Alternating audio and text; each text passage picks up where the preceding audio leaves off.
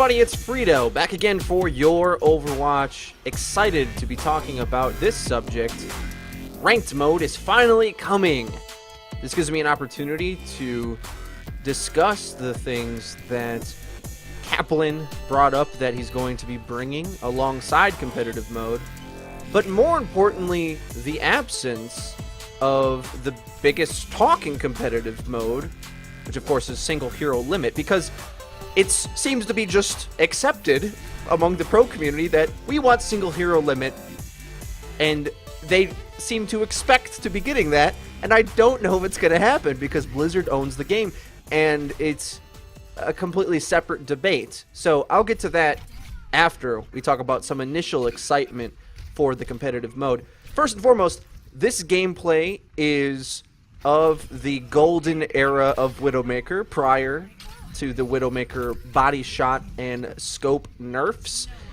And I gotta say, looking back at it, I feel a little dirty knowing how she plays now compared to the dominance a player like me could invoke onto another team.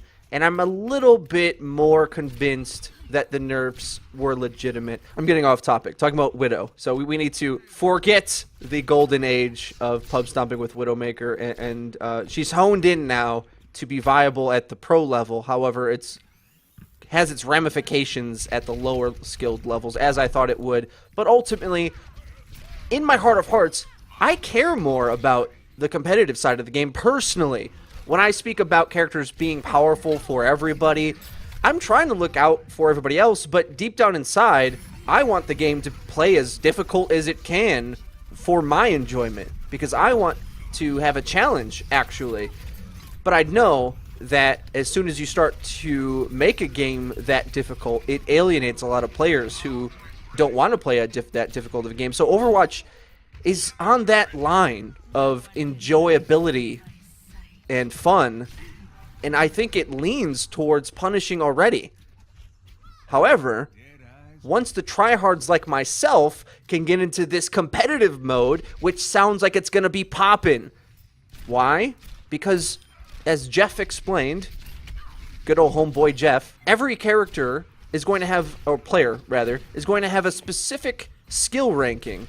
1 to 100. When you play the game, it'll show you your teammates, who's in a pre-made. A lot of information is going to be given to the players, which doesn't happen in a lot of other games. So Blizzard should be commended for seemingly doing this right. Now, it hasn't come out yet, so I can't praise it fully, but it sounds good. And what sounds even better to me, and some of you may not agree with this, especially those of you who don't want to play ranked, but the exclusive unlocks for cosmetics for ranked play. Mastering the game and being able to show that off gives that extra level of satisfaction. That's not a word, I made that up. To the unlock system that isn't there currently, because now you get skins, they're kind of random. There's a little bit of controversy on how the skins are doled out. The ranked skins are completely for something, for accomplishing something in the game.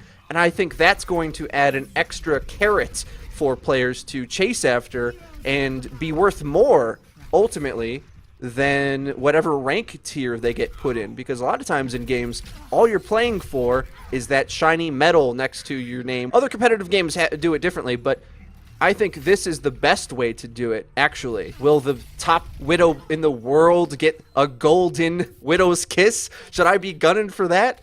That'd be cool. I really like that, and I think that's really good. And I'm also glad to hear that they're changing the game modes, because that's something that really I don't stand behind fully in this game right now. I love the game. I think Palo plays great, but the other two modes aren't quite there for me in terms of completeness. But I love the core of the game so much that I kind of overlook that, and I'm willing to accept a few flaws here or there just based on how great the experience is overall. The game modes, they're not cutting it for me yet, so I really hope they impress me on the changes they're making.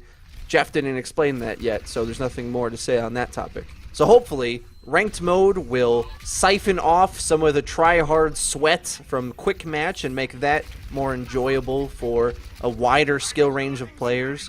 And conversely, give a place where try-hard sweaties like myself can compete and see where we stack up. But I told you there's another topic that I have to get to, which is very important and controversial. Single hero limits.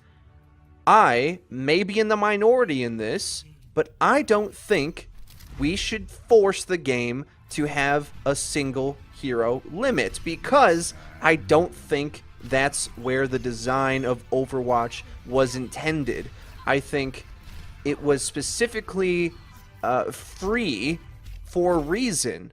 There is no limits to the composition you can make, and what that causes is more weighted strategies. If you want 5 Tracers and a Lucio, you can weight your team into that playstyle, and your team comp merges into something completely different from the standard, even pro meta. But it might be viable, and it might be cheese, and a lot of times it is. And I too was devastated when I first got into pro Overwatch and I saw 2 Winstons, 2 Lucios, 2 Tracers was the meta. And worse yet, when a team is winning with that formula and the other team can't seem to beat it, their response was to mirror it. So instead of some high-skilled competitive game, you just had a big Super Smash Brothers melee fight in the center of a control point, everything jumping, and it was chaos. I didn't like it at all. I think it looked terrible. But I have come around on this because I think if we give the pros enough time to develop proper counters and an understanding of the game, a command of the game, to know what characters they can easily switch to punish a team like that and quickly take advantage, that will develop. But initially, teams are a little skittish about getting countered themselves and would rather just fight on an even playing field, because that's kind of the mentality of a lot of top-tier pro players. They don't want to be put in uncomfortable situations, even if it makes them lose. There's too much on the line to start making risks. But I think it's a much more enjoyable spectating experience to nudge these pros into that area. A lot of them are used to TF2 and Tribes and Quake and very static games, which may arguably be more competitive than Overwatch, I don't know, but Overwatch needs to be its own thing. And though single hero limit does have its benefits, don't get me wrong, when certain characters are overpowered, like McCree, and Double McCree was dominating the game, nobody wanted to see that. I hear you completely. But I think we should give Blizzard the opportunity to balance the game, to fix those broken lineups a bit. There always will be one that might stand out a little bit too much, but with enough tweaking, I think we can get to a nice place where the interplay metagame of the game in the pro level starts to act and counteract in an interesting way, rather than it being so subtle.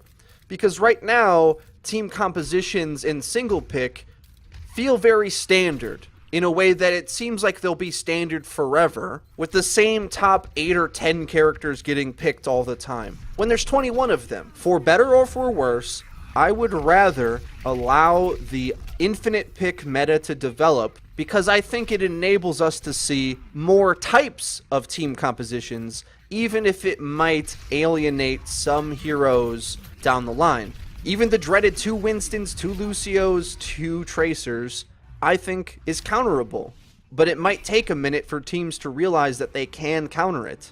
I mean, call me crazy, but to me, I would think 2 Zenyatas, 2 Reapers, and 2 McCrees would shut down all that swarming and insta-kill the Lucios and Tracers, or maybe you toss in a Roadhog in there or something, I don't know. And though that might feel uncomfortable to overcompensate your team comp to counter cheese compositions, I think that's what the fans want to see.